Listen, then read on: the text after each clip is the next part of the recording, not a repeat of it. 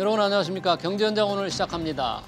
카카오페이 스톡옵션 행사로 먹튀 논란에 휩싸인 유영준 카카오 공동대표 내정자가 어제 자진 사퇴 의사를 밝혔죠. 하지만 당장 대표 자리 하나 물러나고 안 물러나고 문제가 아니라 카카오의 바닥에 떨어진 기업 신뢰와 주가 회복 문제는 도대체 어떻게 되는 건지 파장은 오히려 더 커지는 모습인데요. 집중 진단에서 이 문제 지금부터 짚어보겠습니다. 유튜브 실시간 댓글로 의견 주시면 토론에 반영합니다. 경제현장 오늘입니다.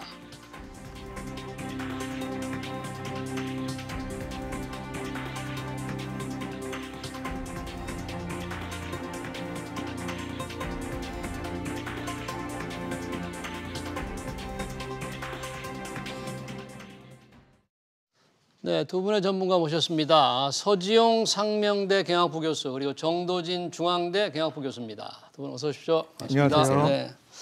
자, 카카오페이 스톡옵션 매각 논란, 투자자들의 많은 분노를 샀는데 의외로 뭐 한 달 이상 조금 카카오가 지지부진하다가 어제야 비로소 카카오 유영준 현재 카카오페이 대표, 카카오 공동 대표로 내정된 분이 이제 사퇴 의사를 하면서 사퇴 수습에 나섰습니다. 자, 이 많은 투자자가 걸려 있는 문제고 자본시장에서 신뢰에 관한 아주 중요한 문제여서 우선 사퇴의 좀 전말을 보고 싶은데요. 서지영 교수님, 예. 카카오페이 스톡옵션 매각 논란 우선 어떻게 시작되고 어떤 문제가 가장 큰 겁니까? 예, 일단 유영준 대표가 어떤 분인지를 좀 알아야 되고요. 예. 유영준 대표 같은 경우는 작년에 이미 이제 카카오페이의 그 대표로 선임이 됐고, 이분이 사실 그 한국 핀테크 산업협회 회장으로 이렇게 그 활동을 하면서 그동안에 이제 금융당국에서 그 핀테크에 대한 규제에 대해서 정면으로 맞서면서 전자금융거래법 개정안도 이렇게 상당히 그 완화시키는 데 노력을 했고, 실제로 작년에 또 이슈가 이제 핀테크 업체 이외에도 또 카카오페이가 이제 상장이 됐잖아요. 예. 상장이 됐을 때 이제 당초에는 8월 예정이었는데 여러 가지 이제 그 공모가 논쟁, 그래서 실제적으로 이제 페이팔 홀딩스하고 이제 그 공모가를 비교해가지고 너무 고평가된 거 아니냐 논쟁이 있어가지고 있다가 사실은 그게 이제 일반 청약자 대상으로 뭐 그 일반 청약자의 몫을 이제 균등하게 배정하는 국민주 청약 그렇죠. 방식으로 그래서 11월 달 상장시키는데 상당히 공헌이 있었죠. 그래서 일단 스탁옵션을 이분들이 많이 받은 것 같아요. 한 71만 주 정도의 그 네. 스탁옵션을 받아가지고 지난해 이제 12월 10일 날 전격적으로 23만 주, 32%에 해당되는 주식을 시간의 매매, 소위 말해서 블록딜이라고 하는 거를 이제 네. 시장에서 이제 매각을 하면서 예. 주가가 주가가 3일 연속 한 15% 가까이 빠지게 되면서 예. 그동안에 이제 소액 투자자들 입장에서 이제 멘붕이 온 거죠. 그렇죠. 그리고 이제 사실 그 원래 이제 기관 투자자라든지 예. 외국인 투자자라든지 그다음에 우리 사주 같은 경우는 일정 기간 그 신주가 상장된 이후에 이제 의무적으로 보유해야 되는 확약 기간이 있어요. 보호예수 기간이 보호예수 있죠? 기간이 네. 있습니다. 우리 사주 같은 경우는 1년, 그다음에 기관 투자자 같은 경우 6개월. 그러니까 공모 물량의 기관들도 한 60%까지가 의무 보유 확약 물량으로 이렇게 지금 락인이 돼 있는 상태에서 예. 경영자들이 이제 소위 말해서 8명이 그 한 43만 주 정도를 그 갑자기 이렇게 일시에 블락딜 네. 형태로 팔아가지고 시장에 충격을 줬다. 예. 상당히 도덕적으로도 문제가 있고 주주 입장에서 이게 카카오 지금 윤리강령 8조 보게 되면은 주주 가치 극대화라는 그런 측면에서 정면 배치되는 그런 자본시장에 상당히 충격을 준 사건이 아니었나 생각합니다. 네. 말씀하신 대로 자본시장의 충격, 그러니까 경영진들이 주식을 일제히 팔았다. 좀 쉽게 생각하면 야, 우리 회사 주가 더 이상 안 올라. 이제 뭐 주식 갖고 있으면 안 돼. 이런 메시지를 줄 수도 있는데 IPO 한 지도 며칠 되지도 않은 경영진들 혹시 팔 수밖에 없는 무슨 불가피한 사유가 있었습니까?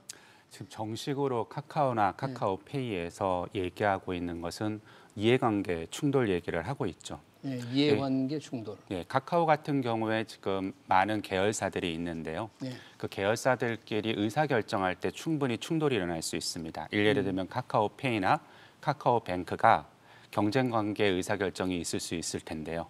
그때 만약에 지금 류 대표가 내정되어 있는데 류 대표가 계속 카카오페이의 주식을 또는 스탁옵션을 갖고 있다면 카카오페이에 유리한 의사결정을 할 수 있고요. 그로 인해서 카카오뱅크에 있는 주주들이 불이익을 당할 수 있기 때문에 대표가 내정되면서 카카오페이에 대한 스탁옵션을 행사하고 이해관계 충돌을 방지하고자 하는 사전의 모습이 있을 수는 있습니다. 근데 이제 밖에서 알려진 바로는 그거 외에 양도소득세 문제가 있지 않겠냐. 양도소득세? 네, 그 어떤 문제인가요? 스탁 옵션을 행사하게 되면은 스탁 옵션 행사로 인해서 이익을 얻게 되겠죠. 예. 이번에 알려진 바에 따르면 카카오페이에 따른 이익도 류 대표 같은 경우에 457억 원이라는 이익을 보는 거로 알고 있는데요. 예. 여러분들도 잘 아시다시피 이렇게 이익에는 세금이 붙게 됩니다. 하나는 소득세가 붙게 되고요. 또 소득세 이외에 양도소득세가 붙게 되는데요. 소득세 같은 경우에는 피해갈 수가 없습니다. 최대 45%의 소득세를 내게 되고요. 양도소득세 같은 경우가 문제가 되는데요. 예. 양도소득세는 우리같이 소액주주들한테는 큰 문제가 안 됩니다. 네. 그런데 10%, 그러니까 시가총액이 10억 원 이상인 대주 입장에서는 양도소득세를 부과하게 되는데 그게 약 33% 최대 부과가 됩니다. 예. 이런 경우에 류 대표 같은 경우는 개인적으로 16억 정도를 추가로 내게 되는데요. 대주주 자격 조건으로 더 내야 할 세금이 한 16억 정도. 네. 그런데 그게 연말 기준에 만약에 다 처분을 하게 되면 대주주가 안 되겠죠. 그래서 12월 10일 날 처분을 하면서 대주주 조건에 빠지고 16억이라는 세금을 절세하지 않았냐라는 얘기도 있습니다. 네. 그러니까 일단 두 가지. 하나는 이해관계의 충돌. 유영준 대표가 카카오 공동대표가 되기 때문에 자회사 주식을 갖고 있을 때 이해관계 충돌이 생길 수 있다는 문제 하나. 그리고 대주 자격 요건으로 양도소득세를 33%까지 물리면 유 대표는 16억 원을 세금으로 더 내야 한다. 그래서 이걸 피하기 위해서 팔았을 것이다. 첫 번째, 이해관계 충돌. 우리나라 재벌들, 오너들 다 일부 자회사 지분 가지고 있는데 뭐 이해관계 충돌 얘기 전 들어본 적이 없는 것 같은데요. 네, 그렇습니다. 뭐 지분 계속 보유하고 우호 지분으로 남아 있게 되면 뭐 이해관계 충돌이라는 것보다는 사실 경영권 그 확보 측면에서도 이렇게 보장이 될 것 같은데 하나의 좀 명분일 것 같고요. 근데 이제 그 내용을 좀 의심스럽게 하는 그런 상황들을 보게 되면 그 경영진 8명이 동시에 이제 그 44만 주에 대해서 주식을 매각하면서 그 상당히 그 시세 차익을 봤다는 거. 그게 이제 다 그럼 동일한 목적일 거냐? 그건 아닐 것 같고요. 그다음에 두 번째는 뭐냐면 그 12월 10일이라는 날짜를 잘 봐야 돼요. 12월 10일이 우리가 이제 그 카카오페이가 상장된 지 정확히 38일 되는 날이거든요. 근데 그때 코스피 200 그 인덱스에 편입되는 날이었어요. 그러니까 주가가 상당히 20만 원 이상 급등하는 상황이었거든요. 네. 그런 상황에서 꼭 주식을 매각을 해야 됐겠느냐? 뭐 여러 가지 이유가 있겠죠. 20만 지금 블락딜로 팔았는데 20만 4,700원 이상으로 이제 거래가 됐는데 상당히 차익을 많이 낼 수 있는 호기로 봤다. 그렇다고 그러면 상당히 이것도 이익 그 실현 차원의 목적이 있었을 거 아니냐. 그다음에 두 번째, 이 파는 날짜가 공교롭게도 금요일이었어요. 근데 금요일이었는데 보통 우리가 주 초에 팔게 되면 시장에 혼란을 주고 또 여러 가지 그 토익 투자자도 비판의 목소리에서 자유롭지 않기 때문에 오히려 주말에 낀 그런 주말에 슬쩍 판 게 아니냐 이런 또 오해도 볼 수 있거든요. 그런 측면에서 사전에 8명이 그 많은 그 지분을 매각했다는 거는 단순하게 그 이해관계 목적 때문에 지분을 처분했다기보다는 오히려 연말 돼서 인센티브도 챙기기 위해서 스탁옵션을 이용해서 그 경영인들이 그런 그 차익 실현한 게 아니냐 이렇게 더 의심이 가는 부분이 있습니다. 그러니까 차익 실현을 하기 위해서 가장 좋은 날을 선택해서 가장 좋은 가격에 팔아서 이익을 왕창 챙겼는데요. 범법은 아니지 않습니까? 또 이게 법을 어긴 건 아닌데 그 사람들도 할 변명의 말은 있을 것 같긴 해요. 그런데 기업이 IPO를 했다. 그러면 이 회사를 잘 키워서 성과를 내겠다고 소액주주들을 다 모은 거 아닙니까? 그래서 소액주주들 너나 없이 주식 한 주씩 다 샀는데 소액주주들 주식 사고 우리는 팔고 어떻게 해도 좀 이해가 되질 않습니다. 지금 말씀하신 것처럼 분명히 범법은 아닙니다. 특히 스탁 옵션에 대해서는 보유 제한 기간이라는 게 없기 때문에요. 충분히 의사결정을 할 수 있고요. 또한 이 스탁 옵션을 생기게 된 계기를 보면은 스타트업 같은 경우에 직접적인 인센티브를 못 주기 때문에 이런 스탁 옵션을 통해서 유능한 인재들을 확보하고자 하는 기업의 중요한 전략 중에 하나입니다. 다만 지금처럼 IPO 후에 얼마 안 된 기간에 스탁 옵션을 처분을 하고 그래 인해서 소액주주들한테 피해를 준다는 것은 주주가치 실현이라는 측면에서 상당히 좋지 않은 신호를 주겠죠. 더구나 카카오라는 그룹을 본다면 한때 우리나라 주가 총액의 3위까지 한 기업이거든요. 과연 이런 기업에서 이런 행위가 사회적 책임을 충실히 한 기업일까? 여기에 대한 고민이 생길 수밖에 없겠습니다. 지금 정도준 교수 사회적 책임 말씀을 하시니까 사실 카카오가 작년에 이 골목 상권 침해 논란으로 조금 모독성에 약간의 그 타격을 받은 상태였지 않습니까? 그래서 제 기억에도 김범수 의장이 뭐 상생 경영을 하겠다 이런 걸 공식적으로 발표도 하고 했는데 이 자회사 대표들의 일제히 스톡옵션 매각, 김범수 의장과 상의는 좀 이루어졌겠죠? 뭐 8명의 임원들이 이제 44만 주, 유 대표 같은 경우 24만 주를 이제 블록딜로 이제 매각을 했다는 거는 상당히 이제 내부에서 의사 결정이 있었고 김범수 의장이 몰랐을 리가 없을 것 같고요. 그럼에도 불구하고 이제 사실은 뭐 행사가 됐고, 근데 사실 그 일반 그 소액주주 입장에서는 더 화가 나는 이유 중에 하나가 이게 그 공모할 때 국민주 형태로 청약이 됐고 그때 상당히 리스크가 있었던 부분이요. 지금 이제 그 중국 자본들이 실질적으로 이제 지분을 이제 갖고 있게 되고요. 실질적으로 중국 자본 지분을 갖고 있는데 그 보호의 수가 걸리지 않은 지분이 전체 38% 중에서 한 28% 정도가 지금 시장에 매물로 나올 가능성이 있었어요. 예. 그러니까 그랬을 때 결과적으로는 그 투자자들 입장에서는 그럼 갑자기 이제 상장된 이후에 시장에 매물이 추대돼 가지고 주가가 하락하면 어떻게 되느냐. 네. 이런 우려를 표명했었습니다. 그때 당시에 이제 카카오 측에서 뭐라고 얘기했냐면은 뭐 어차피 중국 자본도 우리 우호 자본이고 그 단기간에 주식을 매각할 가능성은 거의 없기 때문에 안심해도 좋다. 이렇게 사실 언급을 했었거든요. 네. 그러고 나서 오히려 경영진들이 뒤통수를 치는 예. 그런 상황이었기 때문에 국민들 입장에서는 소액주주 입장에 상당히 이제 붕괴하는 상황이 된 것 같고 그 다음에 이제 두 번째 말씀하시는 바와 같이 좀 상생 그게 지금 이슈들이 많아요. 이제 카카오 모빌리티에 대한 이슈죠. 이제 그 모빌리티. 택시 예. 이제 영업하시는 분들 같은 경우 대리업체 예. 이제 프로 멤버십이라 그래가지고 수수료를 99,000원씩 받으니까 너무 많이 받는 데다가 실제적으로 이걸 이제 추가 수수료를 지급할 경우에는 배차항률이 높은 택시에 대해서 연결해주는 스마트 호출제도 운영하면서 비판이 많았거든요. 그다음에 있던 뭐 골프장 예를 들어 뭐 스크린 골프 같은 그런 골목 상권에 침입을 하고 있고, 그다음에 카카오 엔터테인먼트 같은 경우도 이제 수수료와의 작가와의 수수료 문제로 상당히 지금 논란이 되고 있거든요. 그러니까 결과적으로 이제 그 취약계층과의 어떤 그 갈등이 많은 그런 계열사들의 어떤 행보를 보일 때 사실은 김범수 회장이 작년에 상생기금 마련해서 적극적으로 그런 쪽에 진출하지 않겠다 이렇게 얘기했거든요. 그러니까요. 계속 논쟁이 되고 있고 그 이런 문제만 하더라도 사실은 그 우리가 그 주주자본주의와 관련된 측면에서 보면 이 경영 철학을 갖고 있는 경영인들이 지금 카카오페이나 카카오를 지금 경영하고 있는 거냐 의심을 될 정도로 상당히 좀 도덕적 해이가 극대화된 상황인 것 같아요. 그런 측면에서 다시 한번 이 IT 기업을 영위하면서 어떤 그 국민 경제라든가 그다음에 본인들이 이루고자 하는 어떤 경영 목표가 어느 정도 부합하는 측면에서 이루어지고 같은 방향으로 가고 있는지 그런 거 한번 좀 면밀히 자성을 해야 되지 않을까 하는 생각이 듭니다. 지금 이 카카오페이 스톡옵션 사건이 나면서 사실 한 달 정도 지금 시간이 흘렀는데 저는 이 투자자들의 분노가 치솟고 있는 와중에 카카오의 대처가 조금 문제가 있다. 이런 지적에 대해서 좀 공감을 하는 분들이 많던데 어떻게 보십니까? 기업 경영할 때 가장 중요한 것 중에 하나가 최적의 답을 찾는 것보다는 적시의 의사결정이죠. 카카오 같은 경우에도 이번에 앵커님께서 말씀하신 것처럼 발생한 지 한 달여가 지났는데 대표의 자진 사퇴로 지금 해결을 하려고 하는 것 같습니다만은 일단 시기는 상기한 것 같습니다. 상실한 것 같습니다. 앞으로 그럼 이 문제를 어떻게 해결할까가 중요한 건데요.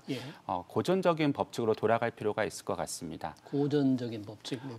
가장 대표적인 사회적 성공 사례를 얘기하면은 타이레놀 혹시 사건 기억하실 겁니다. 타이레놀. 존슨앤존슨의 타이레놀이 그 독극물이 들어가서 시카고에서 그 3개의 타이레놀을 구입한 사람들이 그 독극물 때문에 사망한 경우가 있었습니다.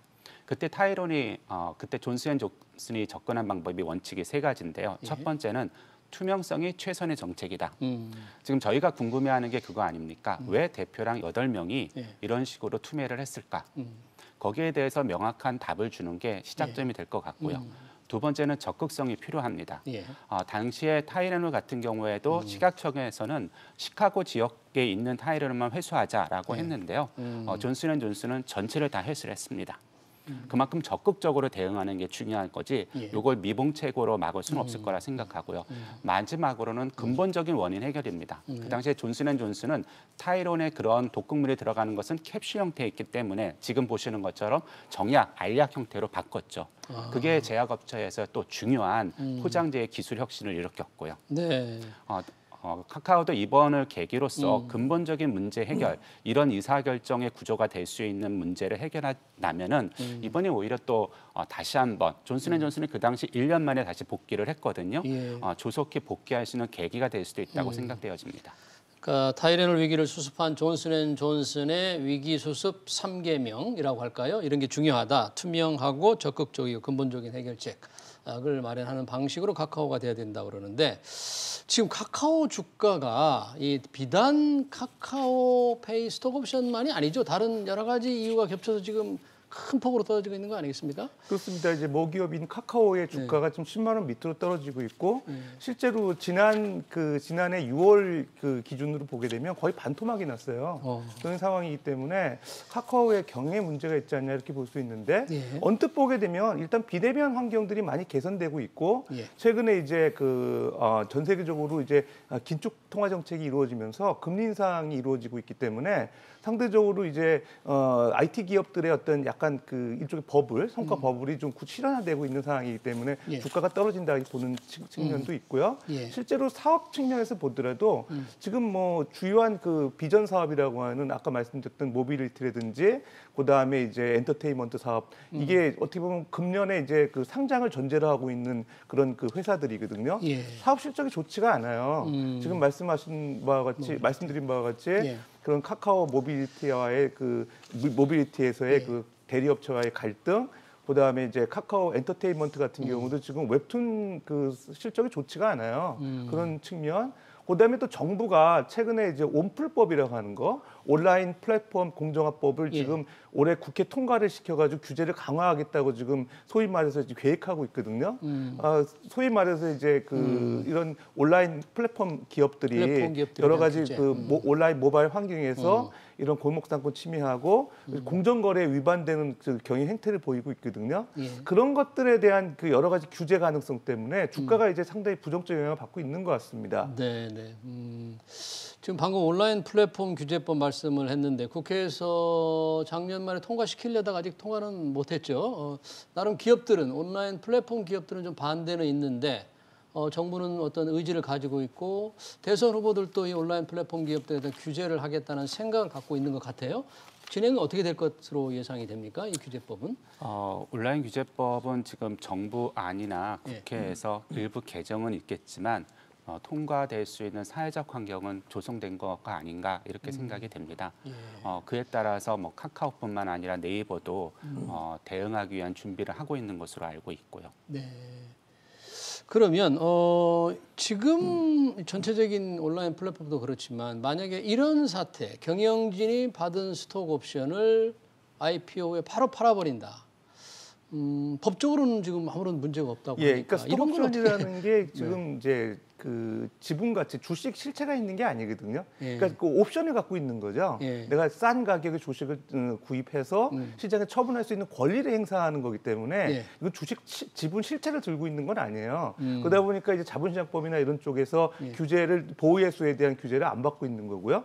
사실 이번에도 보게 되면 여러 가지 그 법적인 그 허점을 잘 이용한 거예요. 어떤 경영진 입장에서는 지금 이제 우리나라 측면에서 보게 되면, 그러니까 그게 반대로 얘기하면 또 오히려 제도적인 개선이 요구돼야 되는 상황이죠. 그러니까 아까 교수님께서 이런 그 경영의 어떤 근본적인 그런 해결 방안을 제시해 주셨는데 제가 이제 제도적 측면에서 좀 보완을 해야 되면 자본시장법 147조에 보게 되면 그 5% 이상의 지분을 보유하거나 1% 이상의 지분 변동이 있을 때 실제로 그 해당 그 관계자는 5일 이내에 금융위원회나 이제 거래소에다 보고하도록 돼 있어요. 그러니까 사실 뭐 이번에 왜 이런 그 변동이 있었는데 보고 안 했느냐 이렇게 따지면 말씀드린 바와 같이 스톡옵션이라는 그 행사를 해서 차익을 얻은 거기 때문에 지분 변동의 보고와 대상이 연관 아닌가요? 지을 수 없다 이렇게 유권 해석이 되는 거거든요. 예. 그러니까 사실 이 자본시장법 147조에 이런 그 내용을 스탁옵션 관련된 걸 이제 보완해야 될 필요가 있어요. 특히 이제 IT 기업이 이제 그 동안에 이제 시가총이 커지면서 이렇게 상장을 통해서 커지면서 이런 그 스탁옵션 행사에서 이렇게 지분 변동이 있을 가능성이 있거든요. 앞으로 예. 더욱이 이제 23년이 되면 예. 그런 그 양도소득 그 차익에 대해서 네. 일반 그 투자자 같은 경우도 지금 이제 5천만 원 이상인가요? 예. 그 20% 이제 양도소득세 이제 차익하는 실현하는 그런 요건들이 이제 보강이 됐잖아요. 그렇게 되면 이제 앞으로 이런 그 상장을 계획하고 있는 기업의 임직원들 같은 경우는 2023년 이전에 양도 차익과 관련된 양도소득세를 이제 피하기 위해서 오히려 이런 그 스탁옵션을 빨리 조기에 행사할 가능성이 있어 보여요. 그러니까 이런 제도적 그런 장치가 빨리 마련이 돼야 예방이 되지 않을까 생각됩니다. 네. 이 스톡옵션에 대한 어떤 제도적 장치, 아까 5% 변동이 있을 때 당국에 신고해야 되는 경우에서 이 스톡옵션을 받은 경우는 옵션이기 때문에 지금 빠졌다는 문제, 뭐 그런 걸 포함해서 어떤 방지 대책이 없을까? 이번에 유영준 대표와 경영진 8명의 이 부도덕한 이 주식 매각 어떻게 막을 수 있는 방법이 없을까요? 카카오라는 기업에 먹튀라는 단어까지 붙은 걸 보면 참 그 같은 시대를 살고 있는 사람으로서 낯뜨거운 얘기죠. 그래서 국회에서 카카오 먹튀 방지법을 만들겠다는 얘기도 나오고 있고 예. 거래소에서는 아까 말씀하신 것처럼 IPO 이후에 일정 기간 동안 스탁옵션을 행사 못하는 법을 규제를 가이드라인을 만들겠다고 하고 있는데요. 항상 그런 생각을 합니다. 이런 규제는 주저함이 좀 필요한 것 같다. 아까 서 교수님도 말씀해 주셨듯이 우리 대주주에 대한 걸 없애고 모든 주식 거래 양도 차익을 만약에 2023년 계획대로 간다면 지금 카카오 같은 경우에도 남아 있는 스탁 옵션이 엄청나거든요. 네. 70% 정도 물량이 남아 있는 거로 알고 있는데 의도하지 않은 부작용이 충분히 생길 수가 있습니다. 스탁 옵션 같은 경우에도 두 종류가 있을 수 있어요. 주식으로 주는 것도 있지만요. 현금 차익으로 주는 방법도 있습니다. 현금 차액으로 주는 방법도 있어요. 그래서 카카오페이 같은 경우에도 17년, 18년에는 현금 차액으로 줬다가요. 이제 상장을 앞두고 19년에 이제 주식으로 주는 거를 바꿨거든요. 현금 차액, 즉 현금 결제용으로 주면은 경영진들이 함부로 못 하겠죠. 왜냐하면 결국은 그 기업에서 돈이 나가는 거니까요.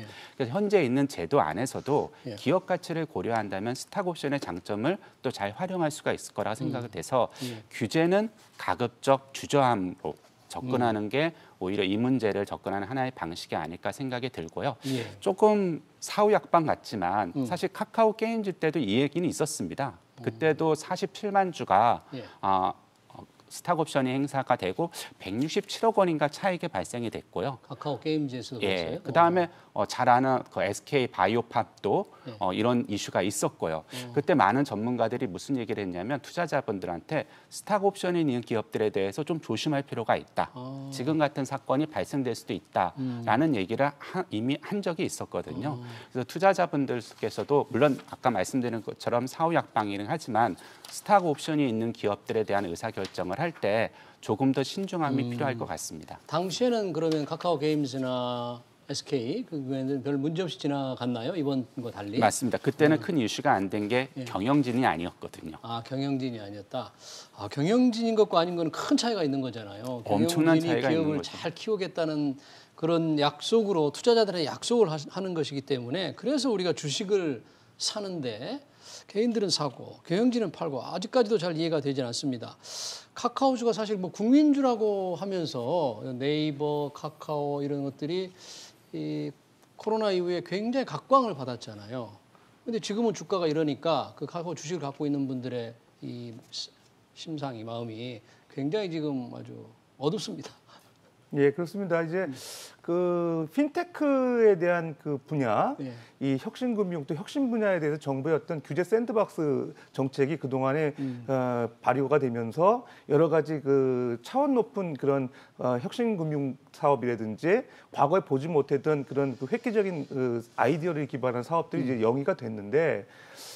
지금 보게 되면 오히려 이제 그 부작용들이 많이 나타나고 있는 것 같아요. 그러니까 최근에 보게 되면 이제 우리가 그 편의성만 강조했지 불편한 점들은 잘 못 느꼈는데 뭐 카카오페이 같은 게 악재가 겹치다 보니까 계속 겹치는데 예. 또 보안 이슈가 발생이 되지 않았습니까? 그러니까 예를 들어서 그 핸드폰 분실한 분이 이게 카카오페이로 결제하시던 분이었는데 예. 그 휴대폰 분실과 동시에 이제 부정 거래가 있었다는 거예요. 그만큼 보안에 또 취약하다는 것도 좀 안고 있거든요. 예. 그러니까 이런 문제라든가 보안을 어떻게 극복해야 되는 문제, 그다음에 이제 중소기업가의 상생 문제. 예를 들어서 소위 말해서 이제 멀티 호밍이라고 하는 거, 자사 우대 정책. 그러니까 예를 들면 뭐 플랫폼 입점 기업이 다른 그런 플랫폼 기업과 거래하지 못한다는 그런 예. 멀티 호밍 규제, 멀티 호밍 제도라든가. 네. 그다음에 자사 우대. 네이버가 그동안에 이제 알고리즘을 조작해가지고 예. 자사 계열사 제품을 상위권의 베스트 상품으로 이제 올려놓고 그런 걸 약간 조작하는 경향도 있지 않습니까? 네. 이런 것들이 이제 암암리에 이제 온라인 환경에서 나타나는 거예요. 이런 것들이 이제 소비자 눈높이에서 보게 되면 그동안에 이제 편의성 때문에 묻혀 있던 거였는데 네. 이번 계기를 통해서 좀 더 이게 현실화되고 구체화되면서 다시 이제 정부를 중심으로 해서 규제해야 된다는 목소리가 나오고 있거든요. 예. 더욱이 이런 경영진들의 도덕적 해이 문제가 발생되면서 이미 IT 기업에 대한 그 신뢰도가 많이 땅에 떨어진 상황인 것 같습니다. 네. 올해는 좀 IT 기업들이 신뢰 회복도 구축하고 정부의 또 체계적인 제도가 이루어져서 여러 가지 이 기업도 상생하고 또 국민 경제 입장에서 기여하는 그런 한 해가 됐으면 좋지 않겠나 생각됩니다. 네, IT 기업 앞에 과제가 많은데 지금 카카오 내부로 보면 카카오 엔터 그리고 카카오 모빌리티 IPO가 지금 예정이 돼 있죠. 혹시 이번 카카오 사태 그 IPO에 좀 영향을 줄 수 있을까요? 어떻게 저는 보세요? 개인적으로 상당한 영향을 받을 거라고 생각이 됩니다. 저 같은 경우에도 카카오에 대한 그룹주에 대한 의사결정할 때 지배 구조를 볼 수밖에 없는데요. 예. 일례를 들면 아까도 잠깐 말씀 나눴듯이 이번에 그 양도소득세가 16억 정도 되는데요. 류 대표가 처분한 물량을 보면 23만 주 정도 됩니다. 예. 이걸 대략 환산해 보면요. 그 당시 행사 가격이 18만 3천 원이었는데요. 18만 3천 원에 3.8%, 약 7천 원 정도만 주가가 상승하면 그 16억 정도가 메꿔지거든요. 양도소득세를 메꿀 수 있는데 그 정도만 올라도. 네, 그 얘기는 뭐냐면 그것보다 기업 가치가 덜 상승할 수밖에 없다는 신호를 시장에 준 것밖에 안 됩니다. 예. 근데 7천 원 정도를 못 올린다는 신호를 임직원이 줬다고 했을 때 예. 그분이 이제 그냥 카카오페이도 아니고 카카오의 공동대표로 내정이 됐는데 네. 관련된 그룹주들이 IPO를 할 때 투자자들이 그걸 고려 안 할 수 있을까요? 더구나 아까 서 교수님도 많은 말씀을 하셨고 오늘 카카오에 대해서 저희가 좀 부정적인 얘기를 많이 나누고는 있지만 카카오의 또 중요한 이슈 중에 하나가 쪼개기 상장 아닙니까? 쪼개기 상장, 자회사들이 계속 상장을 하다 그런 얘기죠. 네, 유럽이나 미국 같은 경우에 보면은 지배기업과 종속기업 중에서 한 기업만 보통 상장하는 게 일반적인 모습입니다. 네. 근데 이게 쪼개기 상장을 하면 네이버가 그렇죠. 네이버는 뭐 네이버 한 군데만 상장돼 있고 네. 자회사는 없는 건데 카카오는 전혀 다르게 뭐 자회사들이 다 지금 상장을 추진하는. 그렇게 되면은 투자자분들이 꼭 기억해 주셔야 되는 게 그 시가총액들이요. 예. 과대 평가될 수 있는 우려가 있습니다. 그래서 회계에서도 보면요. 지배기업과 계열사, 종속기업들이 있으면 한 회사가 연결재무제표를 만들도록 되어 있는 게 그런 취지 때문입니다. 예. 하긴 뭐 카카오뱅크가 IPO하면서 이 기존 금융 지주들의 시가총액을 훌쩍 뛰어넘었는데 이제 조금 떨어지면서 제자리로 돌아가고 있습니까? 카카오뱅크? 예, 카카오뱅크 같은 경우는 이제 지금 대표로 내정돼 있는 분이 예. 상당히 혁신적으로 경영을 하고 있고 또 예. 금융기관한테 벤치마킹 대상도 되고 있고요. 예. 뭐 실제적으로 이제 이런 스톡옵션 행사에서 지분 매각하지는 않을 것 같습니다 앞으로. 그래서 이런 문제는 없을 것 같은데 카카오페이도 같은 지급 결제와 관련된 부분에서 이런 영업 활동을 하고 있기 때문에 네. 이번 계기를 통해서 조금 더 이렇게 공정한 모습으로 이제 국민들한테 좀 다가오는 기업이 되지 않아야 되나 생각이 듭니다. 이건 좀 주가에 관련된 건데 어떻게 답변을 하실지 모르겠습니다. 짧게 한번 여쭤보면 지금 카카오 이런 사태 등으로 주가가 많이 떨어졌으니까 굉장히 지금 급락을 한 상태인데 이런 게 오히려 매수 시점이다 이런 분석도 있는데 그런데 좀 혹시 동의하십니까? 글쎄요, 뭐 신중한 접근이 필요하겠죠. 근데 오늘 보니까 카카오페이는 이제 좀 15만 원 향해서 많이 오르고 있더라고요. 그동안에 이제 주가가 떨어진 거에 대해서 반등하는 모습이긴 한데 뭐 중장기적으로는 기업 가치를 보고 투자하셔야겠죠. 네. 근데 좀 우리 아까 정 교수님 말씀하신 대로 시장에 좀 부정적 시그널을 줬다는 측면에서 얼마나 이제 투자자들이 그걸 이제 극복할 수 있을지 관건은 될 것 같습니다. 최고 주가 대비 한 30% 정도 빠졌는데요. 30%. 예, 제가 생각하기에는 저는 물타기라는 주식 전략을 좀 부정적으로 보거든요. 물을 타봤자 물이 더 흐려질 뿐이니까요. 교수님 말씀하신 것처럼 주의 깊은 접근이 필요할 것 같고요. 포스트 코로나 이후에 결국은 팬덤 자본이 중요한데요. 카카오, 진격의 카카오로 얘기하는데 카카오가 진격하면서 팬덤을 유지할 수 있느냐 없느냐 거기에 초점을 맞춰서 의사결정을 하시면 도움이 될 것 같습니다. 네. 카카오페이 스톡옵션 사건으로 투자자들 문제가 제기된 카카오그룹의 도덕성 문제 두 분과 토론해봤습니다. 지금까지 서지용 상명대 경영학부 교수 그리고 정도진 중앙대 경영학부 교수였습니다. 고맙습니다. 고맙습니다.